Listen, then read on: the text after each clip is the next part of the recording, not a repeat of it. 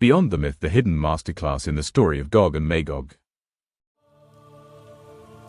When we hear the names Gog and Magog, our minds usually jump to myths, right? Monsters, some far-off apocalypse story. But what if the story isn't really about satisfying our curiosity for the strange and the unknown? What if it's actually a masterclass in power, corruption, and how civilizations actually rise and fall? I mean, really think about that for a second. There's no mention of their height, their color, none of the weird features you hear about in folklore. And there's a really profound reason for that silence. See, the Quran's purpose isn't to entertain us with fantastical details. It's here to give us guidance, to hand us a compass for navigating the really complex parts of our own world. And the story of Gog and Magog, it's a perfect example of this idea in action. Okay, so if the Quran doesn't care about what they look like, what does it focus on? Well, it centers entirely on their function, what they do and the role they play in the human story. That one phrase, that's the entire Quranic definition. It's not about who they are, but what they do. They are a force of corruption. This immediately shifts our whole focus away from mythology and toward a very real, very recurring pattern in human history. Now, this is where it gets really interesting. The kind of corruption being described here isn't something you can fix with a simple sermon or just by telling people to be better. No, this is a systemic issue. It's a problem that threatens the entire fabric of society. And this corruption shows up as a constant threat to stability through repeated, predictable acts of aggression. It's a systemic danger that just eats away at security, at prosperity, and at civilization itself. It's an organized force, and that means it needs an organized response. So how do you even begin to counter a force like that? Well, the Quran gives us a powerful countermodel in the figure of Dhul-Qarnayn. It shows us exactly what righteous, effective leadership looks like. Dhul-Qarnayn's approach is like a step-by-step blueprint. First, he knows his power comes from God, which gets rid of any arrogance. Second, he governs using practical means and planning, not just wishful thinking. Third, he shows total integrity by refusing payment, basically saying security is a right, not something to be sold. Then, he partners with the community, empowering them to be part of the solution. And finally, what's his solution?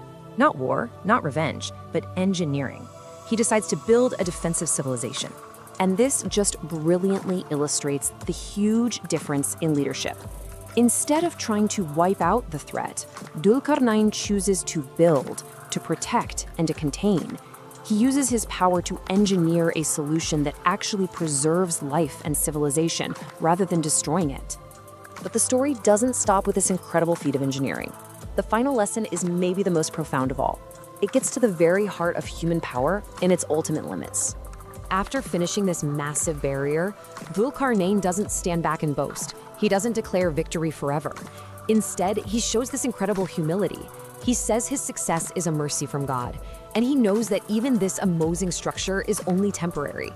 So, the crucial point here is this. No human achievement, no matter how powerful or advanced, lasts forever. Our greatest buildings, our laws, our technologies, they're all temporary mercies, not ultimate guarantees. They are tools we use, but the final outcome of history, that's in God's hands.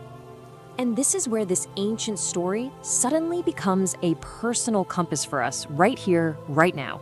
It's not just about history or some prophecy, it's about looking inward. The Quran wants us to take these principles and apply them to ourselves.